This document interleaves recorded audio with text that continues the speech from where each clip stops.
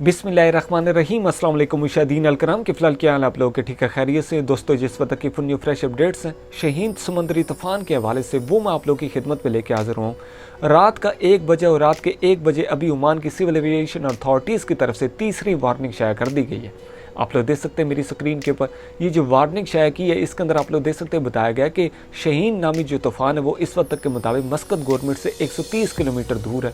यानी कि कुल मिला के बात यह है कि सुबह तक ये टकरा जाएगा मस्कत गवर्नमेंट के साथ। मजीद इसके अंदर आप लोग देख सकते हैं ये भी बताया गया कि नॉर्थ और बातना के अंदर सबसे पहले ये असरअंदाज होगा, यानी कि मस्कत से पहले नॉर्थ और बातना के इलाके के अंदर ये असरअंदाज होगा। इसके हवाले से मजीद वही बताया गया जो इलाके पहले बताए गए थे, उन इलाकों में बारिश होगी। यानी कि अगली वार्निंग जो है सुबह 7 बजे के करीब जो है आएगी। तो इसके हवाले से जैसे ही जो न्यू अपडेट्स आती है वैसे इंशाल्लाह आप लोगों को देंगे। हम लोग बैठे हैं इंशाल्लाह अज़्ज़ व जल आप लोगों के साथ, और जैसे ही वक्तन फवक्तन जो अपडेट्स आएगी वैसे इंशाल्लाह आप लोगों को देंगे। जो जो हम उठाए इंशाल्लाह पूरा करेंगे।